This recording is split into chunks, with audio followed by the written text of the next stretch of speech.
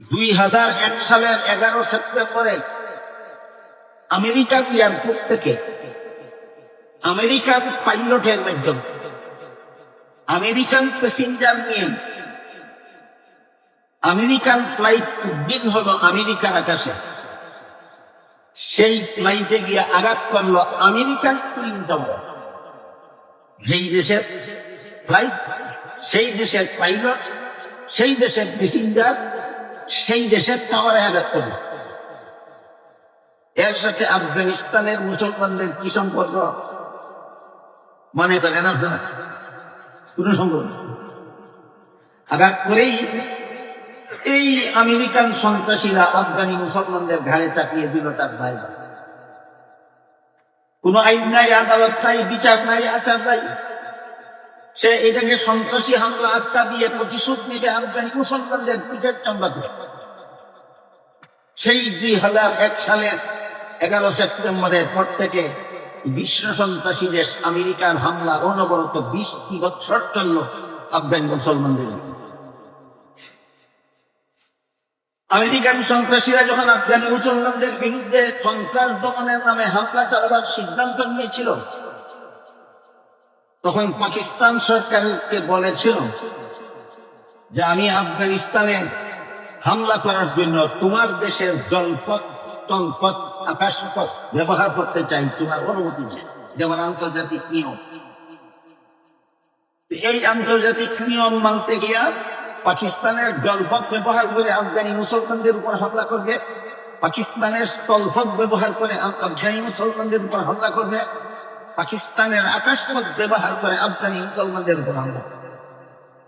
কাজেই যেহেতু পাকিস্তানের জলপথ, স্থলপথ, আকাশপথ ব্যবহার করবে আফগানি মুসলমানদের উপর হামলা করার জন্য, তাই আন্তর্জাতিক নিয়মে পাকিস্তান সরকারের অনুমতির দরকার ছিল। তাই আমেরিকা পাকিস্তান সরকারের কাছে অনুমতি চেয়েছে। পাকিস্তান সরকার বলে দিয়েছিল আমার জলপথ ব্যবহার করো, আমার স্থলপথ ব্যবহার করো, আমার আকাশপথ ব্যবহার করো, আফগানি মুসলমানদেরকে ইচ্ছা মতো মারো, আমাকে নেব। বলেন আফগানি মুসলমান দোষী ছিল না ষোলো আনানির দোষ? ষোলো আনানির দোষ। আফগানিরা ছিল মুসলমান আর পাকিস্তানিরা ছিল অমুসলমান। পাকিস্তানের সরকার ছিল মুসলমান না, জনগণ সরকার উভয়ই ছিল মুসলমান, উভয়ই ছিল মুসলমান। পাকিস্তান সরকার সন্ত্রাসী দেশ আমেরিকাকে অনুমতি দিয়ে দিল আমার আকাশপথ ব্যবহার করো, আমার জলপথ ব্যবহার করো, আমার স্থলপথ ব্যবহার করো, ইচ্ছা মতো আফগানিদেরকে হামলা করো, আমার উপর হামলা করো। আপনাদের কারো জানা থাকলে বলেন সেই দিন এই মজলুম অসহায় আফগানিদের পক্ষে দুনিয়ার কোন মুসলমান দেশ ছিল? আমার জানা মতো মজলুম নিরীহ আফগানি মুসলমানদের পক্ষে দুনিয়ার কোন মুসলমান দেশ ছিল? মনে হয় বর্তমান দুনিয়াতে 27টা মুসলিম শাসিত দেশ, একটা মুসলিম শাসিত দেশ সেদিন আফগানিদের পক্ষে ছিল না। সবগুলি ছিল সন্ত্রাসী আমেরিকান বাহিনীর পক্ষে। এই যে আরেক জঘন্যতম কুসমাজ এই জাতি, আরেক জঘন্যতম কুসমাজ এই জাতি। নিজের স্বজাতিকে যখন কোন শত্রুরা অন্যায় ভাবে হামলা করে, তখন উচিত ছিল স্বজাতির পক্ষ হয়ে হামলাকারী সন্ত্রাসীদের মোকাবেলা করা, তা না করে পাল্টা স্বজাতির বিরুদ্ধে সন্ত্রাসীদের পক্ষ হইয়া এই দুনিয়ার মুসলমান এই কাপুরুষতার পরিচয় দিয়ে থাকে। এই চরিত্রটা মূলত কার আপনাদেরকে গুণাবার জন্য মানে একটা ঘৃণ্য কথা বলা। সেটা হলো, আমি ভালোভাবেই লক্ষ্য করেছি, আপনারা হয়তো কেউ কখনো লক্ষ্য করেছেন কিনা দেখবেন, কোন একটা কুকুর যদি রাস্তা দিয়ে হাঁটতে হাঁটতে যদি অবস্থা আরেকটা শক্তিশালী কুকুরের সামনে পড়ে না, দুর্বল একটা কুকুর রাস্তা দিয়ে হাঁটতে হাঁটতে হঠাৎ যদি কোন শক্তিশালী কুকুরের সামনে পড়ে যায়, দেখছেন তো তখন শক্তিশালী কুকুরটা দুর্বল কুকুরটাকে সেলামালকে দিয়ে চলে যায়, না তার উপর ঝাঁপিয়ে পড়ে। কি দোষ ছিল তার? একটা দোষ আছে, তুমি দুর্বল কেন? একটাই দোষ আছে তার। কি দোষ? দুর্বল কেন? দুর্বল কেন? এই এইভাবে দুর্বলতার অপরাধে দুর্বল কুকুরের উপর যখন একটা শক্তিশালী কুকুর ঝাঁপিয়ে পড়ে, এরপর থেকে আরো যতগুলি কুকুর সেখানে আসে সবগুলি কার করতে হয়? শক্তিশালী পক্ষে যারা দেখেছেন তারা বলতেন, আমি জীবনে বহুবার দেখেছি, কোন একটা শক্তিশালী কুকুর যখন একটা দুর্বলের উপর ঝাঁপিয়ে পড়ে, তখন থেকে যতগুলি কুকুর এই ঝগড়ার ক্ষেত্রে আসে, সবগুলি কুকুর কোন পক্ষে যায়? শক্তিশালী পক্ষে জালিমের পক্ষে যায়, মুসলিমের বিপক্ষে যায়। ঠিক তেমনি ভাবে তখনকার দুনিয়ার 57টা মুসলিম দেশ সবগুলি এই কুকুরের স্বভাবের মতো জালিমের পক্ষ হয়ে মুসলিমের বিরুদ্ধে অবস্থান নিয়েছিল। এই কুস্বভাবের পরিণতি আরেক হাদিসে রাসূল করিম সাল্লাল্লাহু আলাইহি ওয়াসাল্লাম বলে দিয়েছেন, মুসলমানদের মধ্যে এই কুস্বভাব যখন আসে তখন দুনিয়াতে মুসলমানদের পরিণতিটা কি?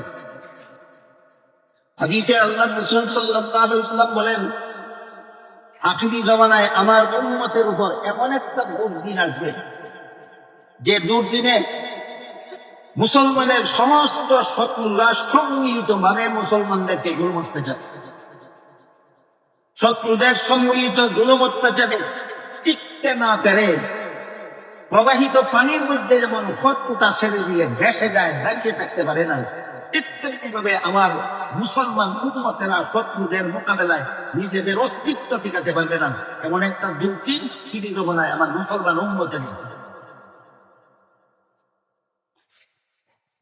শোনা মাত্রই সাহাবায়ে কেরাম জিজ্ঞেস করে, আল্লাহর রাসূল, আপনি যে দুর্দিনের কথা বললেন, আপনার মুসলমান উম্মতের উপর এমন একটা দুর্দিন আসবে যেদিন শত্রুদের হামলার কারণে, শত্রুদের জুলুম অত্যাচারের মোকাবেলায় নিজেদের অস্তিত্ব টিকাতে পারবে না, প্রবাহিত পানির মধ্যে যেভাবে ফলফোটা ভেসে যায় সেভাবে ভেসে যাবে। এমন পরিস্থিতিটা দুনিয়াতে যখন আসবে, তখন কি দুনিয়াতে আপনার মুসলমান উম্মতের সংখ্যা খুব কম হবে? রাসূল বলেন, না না, তখনকার দুনিয়ার মুসলমানের সংখ্যা তোমাদের চেয়ে বহু গুণ বেশি হবে। কথাটা যখন রাসূল বলতেছিলেন, তখন সারা দুনিয়াতে মুসলমানের সংখ্যা ছিল মাত্র কয়েক লক্ষ, আর বর্তমান দুনিয়াতে মুসলমানের সংখ্যা 250 কোটি। ফলে রাসূল যখন কথাটা বলতেছিলেন, তখন সারা দুনিয়াতে মুসলমান কতজন ছিল? কয়েক লক্ষ। বর্তমান দুনিয়াতে মুসলমান কতজন? 250 কোটি। তাই সাহাবাগণ যখন জিজ্ঞাসা করলেন, এই দুর্দিনের সময় যে বললেন আখিরি জামানায় আপনার মুসলমান উম্মতের উপরে এমন একটা ভয়াবহ দুর্দিন আসবে, এই দুর্দিনের কারণ কি? এই তখন কি মুসলমানের সংখ্যা কম হবে এই জন্য দুর্দিনে করবে? রাসূল বলেন, না না, তখনকার দুনিয়াতে আমার মুসলমান উম্মতের সংখ্যা তোমাদের চেয়ে বহু গুণ বেশি হবে। এবার সাহাবাগণ জিজ্ঞাসা করলেন, ওগো আল্লাহর রাসূল, যেই দুনিয়াতে এত বিপুল পরিমাণ মুসলমান আপনার উম্মত দুনিয়াতে থাকবে, সেই দুনিয়ার মুখে এতগুলি মুসলমান শত্রুদের হামলার মুখে নিজেদের অস্তিত্ব টিকাতে পারবে না কেন? এর মূলে কারণ থাকে। জবাবে রাসূল কারীম সাল্লাল্লাহু আলাইহি ওয়াসাল্লাম বলেন, দুই কারণে। এই তো বিপুল পরিমাণ মুসলমান দুনিয়াতে থাকা সত্ত্বেও শত্রুদের হামলার মোকাবেলায় নিজেদের অস্তিত্ব টিকাতে পারবে। রাসূল কি বলেছেন? কোন কারণ নাই না, দুই কারণে। দুই কারণে শত্রুদের হামলার মোকাবেলায় মুসলমান নিজেদের অস্তিত্ব টিকাতে পারবে। এক কারণ হইল দুনিয়ার লোভ। এক কারণ কি? দুনিয়ার লোভ। দ্বিতীয় কারণ হলো মরণের ভয়। এক নম্বর কারণ দুনিয়ার লোভ। দুনিয়ার লোভ কেমন? আমি যদি মজলুম মুসলমান ভাইয়ের পক্ষ অবলম্বন করি, আমি যদি সন্ত্রাসীদের বিপক্ষে যাই, তাহলে দুনিয়ার স্বার্থ নষ্ট হবে। আমার হয়তো আমার গদি দখল করা সম্ভব হবে না, আর না হয় যে গদিটা আছে গদিটা দখলে রাখা সম্ভব হবে না, আর না হয় আমার ব্যবসা বাণিজ্য চালানো সম্ভব হবে না, আর না হয় দুনিয়াতে আমার কোন রকমের মুনাফা অর্জন সম্ভব হবে না। দুনিয়াতে আমি যা কিছু উপভোগ করতে চাই, সন্ত্রাসীরা আমার সকল উপভোগের পথে বাধা হয়ে যাবে। এই ভোগ যখন মুসলমানের অন্তরে ঢুকবে, তখন মজলুমের পক্ষ হয়ে দাঁড়াবে না কোন মুসলমান। সব মুসলমান মজলুম মুসলমানের বিরুদ্ধে জালিম সন্ত্রাসীদের পক্ষ হয়ে দাঁড়াবে। আমি কি আপনাদেরকে হাদিসের আলোকে বুঝাতে পারতাম দুনিয়ার লোক মুসলমানকে কত নিকৃষ্ট জাতিতে পরিণত হতে? দুনিয়ার লোক মুসলমানকে কত নিকৃষ্ট জাতিতে পরিণত।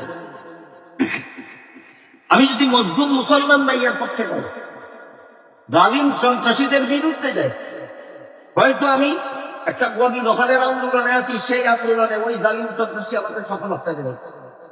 অথবা আমি কোন একটা দেশের গদিতে বসা আছি, ওই জালিম সন্ত্রাসীর বিরুদ্ধে গেলে সে আমার দেশের গদিতে বসা থাকতে দেবে না। অথবা আমি কোন আন্তর্জাতিক ব্যবসা বাণিজ্যে জড়িত আছি, এতে কোটি কোটি টাকা আমার আয় হয়, মুনাফা হয়, আমি যদি ওদের বিরুদ্ধে যাই, আবার স্বজাতি ভাই মধ্যম মুসলমানের পক্ষে যাই, তাহলে আমার আন্তর্জাতিক ব্যবসা ক্ষতিগ্রস্ত করে ফেলবে। এই সমস্ত দুনিয়ার লোভে আমার মুসলমান দুনিয়াতে বিপুল সংখ্যক হওয়া সত্ত্বেও এরা মজদুম মুসলমানের পক্ষে থাকবে না, জালিম সন্ত্রাসীদের পক্ষে চলে যাবে দুনিয়াতে।